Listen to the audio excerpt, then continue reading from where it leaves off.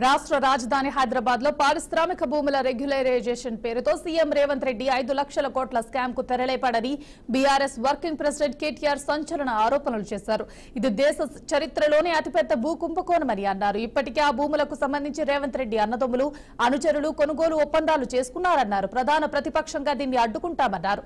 చిత్తశుద్ది ఉంటే బీజేపీ వాళ్ళు కలిసి రావాలన్నారు. ఇక ఈ ఫార్ములా కార్ రేస్ లో దమ్ముంటే తనను రేవంత్ రెడ్డి అరెస్ట్ చేయాలంటూ సవాల్ విసిరారు. కానీ ఇవాళ ఎంత పెద్ద భూ కుంభకోణం అంటే ఇవాళ రేవంత్ రెడ్డి ప్రభుత్వం తెరలేపింది సామాన్యమైన భూ కుంభకోణం కాదు. ఒకటి కాదు, రెండు కాదు. హైదరాబాద్లో చాలా చాలా పెద్ద ఎత్తున మన దగ్గర పారిశ్రామిక వాడలు ఉన్నాయి. ఉదాహరణకి హైదరాబాద్ నడిబొడ్డున అజామాబాద్ ఇండస్ట్రియల్ ఏరియా ఉంటుంది. పక్కనే బాలానగర్, కుకట్పల్లి, జీడిమెట్ల, నాచారం, మల్లాపూర్ ఇంకా చాలా ఉన్నాయి.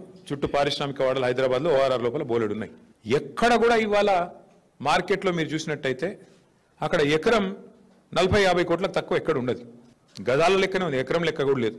గజాల చొప్పున 2 లక్షలు, 1-1.5 గజానికి ఈ స్థాయిలోనే ఉంటుంది. ఇవాళ అట్లాంటి భూముల్లో రేవంత్ రెడ్డి ప్రభుత్వం తెరలేపిన కుంభకోణం ఎంత పెద్దది అంటే దాదాపు 9,200 పైచిలకు ఎకరాలు, దాదాపు 9,300 ఎకరాల భూమి హైదరాబాద్లో. అంటే మీరు సగటున 40 కోట్లు వేసుకున్న ఎకరానికి దగ్గర 4 లక్షల కోట్లు, దగ్గర అంటే 3.5 లక్షల కోట్ల నుంచి 4 లక్షల కోట్ల మధ్యన మార్కెట్ వాల్యూ ప్రకారం. లేదు 50 కోట్లు వేసుకున్నారనుకో సగటున దగ్గర 5 లక్షల కోట్ల విలువ చేసే ఆస్తిని అందులో మరి ఇవాళ ఆయన అనుయాయులకు, ఆయన వందిమాగదులకు, ఆయన బామ్మర్దులకు, ఆయన తమ్ముళ్లకు, ఆయన చుట్టూ ఉండే బ్రోకర్లకు ఇవాళ ఒప్పందాలు కుదిరించి ఒక అతిపెద్ద భూ కుంభకోణానికి రేవంత్ రెడ్డి ప్రభుత్వం మొన్న జరిగిన కేబినెట్ సమావేశంలో తెరలేపింది. నేను చెప్తా ఉన్నా, ఈ ప్రభుత్వం దిగిపోయినాక కూడా ముమ్మాటికి దీని మీద ఎంక్వైరీలు జరుగుతాయి, దీనిలో బాధ్యులను పట్టుకోవడం జరుగుతుంది. ఇందులో అనవసరంగా ఎవరన్నా పోతే మాత్రం చాలా ఇబ్బంది పడతారు. మళ్ళీ చెప్తున్నా, ఎస్ఆర్ఓ వాల్యూస్ ఎక్కడున్నాయి, మార్కెట్ వాల్యూస్ ఎక్కడున్నాయండి? ఎస్ఆర్ఓ వాల్యూకి మార్కెట్ వాల్యూకి పొంతన ఉందా? కనీసం 30,000 ఎస్ఆర్ఓ వాల్యూ ఉంటే 2 లక్షలు మార్కెట్ వాల్యూ ఉంది. నువ్వు ఆ 30,000లో 10,000 కడితే 2 లక్షల వాల్యూ ఉన్నా ఇచ్చేస్తా అంటున్నావు భూమిని. ఇది ఎక్కడి న్యాయం? ఇది ఎక్కడి లూటు? 100% 5 లక్షల కోట్ల ఈ భూమిలో ఖచ్చితంగా రేవంత్ రెడ్డి గారు 40-50 వేల కోట్లన్నా వెనకేసుకోవాలనేది ఆయన ఆలోచన. దీన్ని అందుకే సాగనివ్వం. ప్రధాన ప్రతిపక్ష పార్టీగా మేము ఈ అంశాన్ని లేవనెత్తుతా ఉన్నాం. బీజేపీకి గనక చిత్తశుద్ధి ఉంటే, భారతీయ జనతా పార్టీ ప్రభుత్వానికి గనక చిత్తశుద్ధి ఉంటే వారు కూడా ఈ విషయంలో జోక్యం చేసుకోవాలి. ఖచ్చితంగా ఇందులో కొన్ని సంస్థలు అందులో బీజేపీ వాళ్ళు కూడా ఉన్నారు, కొన్ని సంస్థల యజమానులు.